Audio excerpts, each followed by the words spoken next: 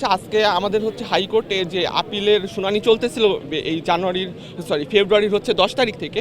তো সেখানে আজকে হচ্ছে শেষ শুনানি চলতেছিল। তো সেখানে আর কি হচ্ছে যখন 20 জনের আসামি পক্ষের আইনজীবীরা হচ্ছে যুক্তিতর্ক উপস্থাপন করার পরে তখন হচ্ছে বলা হয় যে হচ্ছে আর কেউ বাকি আছে কিনা, আরও 5 জন যেহেতু আছে।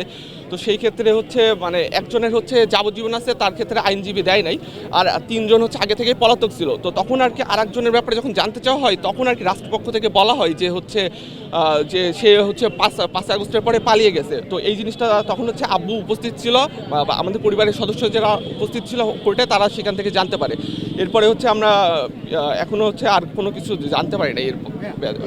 বিচার কার্যে দীর্ঘ পরিক্রমা শেষে বিজ্ঞ আদালত 2021 সালে 8ই ডিসেম্বর ছাত্রলীগের 20 জন সন্ত্রাসীকে মৃত্যুদণ্ড এবং 5 জন সদস্যকে আজীবন কারাদণ্ডে দণ্ডিত করে।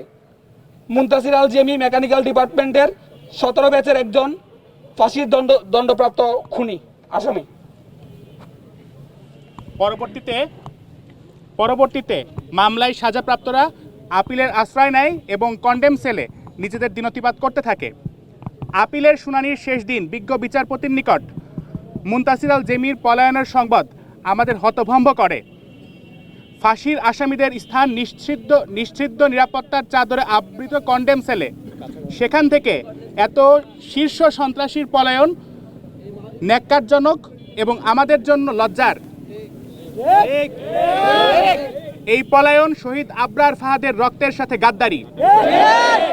আমরা স্পষ্ট কণ্ঠে ঘোষণা করতে চাই, আমরা বুয়েটের সাধারণ শিক্ষার্থীরা যেমন ফ্যাসিস্ট শাসনামলেও ন্যায় বিচারের প্রশ্নে মাথা নত করিনি, স্বাধীন বাংলাদেশেও আমরা ন্যায় বিচারের প্রশ্নে কোনরূপ আপোষ করব না।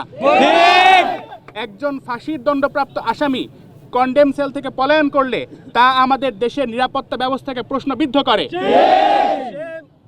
কারা কর্তৃপক্ষ ও স্বরাষ্ট্র মন্ত্রণালয় এই ব্যাপারে নিজেদের দায় কোনোভাবেই এড়াতে পারেন না। আমরা সরকারের কাছে দাবি জানাচ্ছি, অতি দ্রুত খুনি মুনতাসির আল জেমিকে খুঁজে বের করে আটক করতে হবে। পাশাপাশি তার পলায়ন কার্যে সহযোগিতাকারী প্রত্যেক ব্যক্তিকে শনাক্ত করে বিচারের আওতায় আনতে হবে।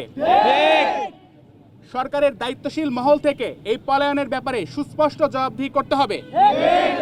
অন্যথায় বুয়েটের সাধারণ শিক্ষার্থীরা 2019 সালে যেভাবে ইস্পাত কঠিন আন্দোলনের মাধ্যমে ন্যায় বিচার সুনিশ্চিত করেছিল, একই রকম দুর্বার আন্দোলন গড়ে তুলতে আমরা শিক্ষার্থীরা সদা প্রস্তুত এবং প্রতিজ্ঞাবদ্ধ। কোনোভাবে এই মামলার বিচার কার্য ও রায় কার্যকরে কোনো রূপ টালবাহানা ছাত্র সমাজ মেনে নিবে না। সকল দণ্ডপ্রাপ্ত আসামির রায় দ্রুত কার্যকরের ব্যাপারে আমরা সরকারের কাছে জোর দাবি জানাচ্ছি।